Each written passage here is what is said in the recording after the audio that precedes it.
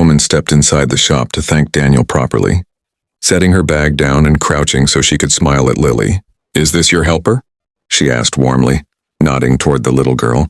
Lily blushed and hid behind her bunny, peeking out with shy eyes. Daniel chuckled, rubbing the back of his neck. "This is Lily, she keeps me in line." While the woman chatted softly with Lily, Daniel busied himself with putting his tools away, but his ears stayed tuned to the sound of his daughter's laughter. It was rare for Lily to open up so quickly to a stranger. A tug on his sleeve pulled him from his thoughts. Lily leaned close, motioning for him to bend down. He crouched, expecting her to ask for a snack or whisper some silly secret. Instead, her small hands cupped around his ear, and her words hit him like a hammer to the chest. "Daddy." "She's my mom," Lily whispered, her voice trembling but sure. Please marry her." Daniel froze, his breath catching. He pulled back to look at her, stunned by the intensity in her big, pleading eyes. She wasn't joking. She wasn't playing pretend. This was her heart speaking. He turned slowly toward the woman who was still kneeling, giggling as Lily showed her the ears of her stuffed bunny. She looked so at ease in that moment, so natural beside his daughter, that Daniel's chest ached. He swallowed hard, torn between embarrassment and something deeper, something dangerous he hadn't let himself feel in years. Daniel cleared his throat, trying to steady his voice. "Kids say the darndest things," he muttered, forcing a smile as he scooped Lily up into his arms. But when the woman looked up, their eyes met, and what he saw there wasn't amusement. It was something softer, something that made the air between them shift. "She's a sweet girl," the woman said gently, reaching out to brush a stray curl from Lily's cheek. "And very smart. Maybe smarter than all of us." Daniel's heart thudded. He wanted to joke, to deflect, but he couldn't.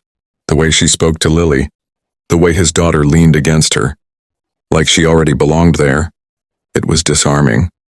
"Thank you again," the woman said, standing, her bag slung over her shoulder. "Not just for the car, but for the kindness." She hesitated, then added, "Not many people would have done that." Daniel nodded, suddenly aware of how small and quiet the shop felt. "Drive safe," he said, the same words he'd given 100 customers before. But this time they felt different, too thin, too final. At the door, the woman gave Lily one last smile.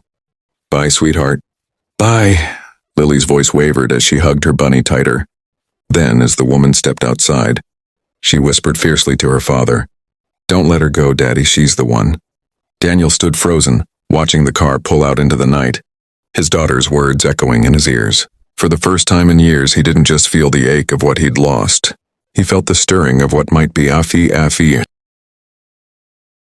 The sun was sinking low, streaking the sky with amber light as Daniel closed up his small-town repair shop.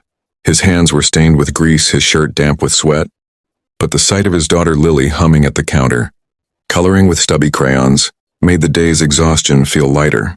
Raising her alone hadn't been easy. Some nights he skipped dinner so she could eat, but she was his world.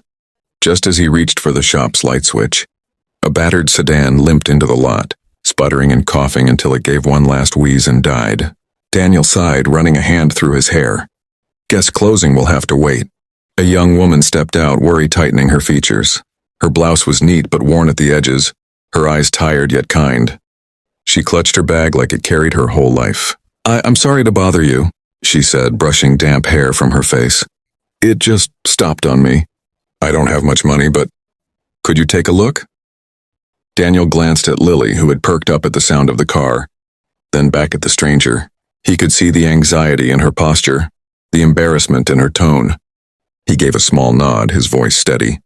"Pop the hood. Let's see what we've got." The hood groaned open, revealing an engine that had seen far better days. Daniel grabbed his tools, the familiar weight grounding him, and got to work. The woman crouched nearby, holding her bag close at first, then relaxing enough to hand him wrenches when he needed them. She wasn't afraid to get her hands dirty, shining the flashlight exactly where he asked, even laughing when he muttered about mechanics who charge a fortune just to tighten a bolt. Her laugh was soft but genuine, and for a moment Daniel found himself forgetting how long it had been since anyone outside Lily had laughed with him. After 40 minutes of tinkering, tightening and coaxing, the engine roared back to life, a rough but steady growl. The woman let out a breath of pure relief, pressing a hand over her heart. Oh, thank God, I thought I'd be stranded here all night. How much do I owe you? She asked, already digging into her bag. Daniel shook his head, wiping his hands on a rag. Don't worry about it. Just drive safe, okay? From inside the shop, Lily's small face peeked out, her wide eyes fixed on the woman. She clutched her stuffed bunny tight, as if she already knew something her father didn't.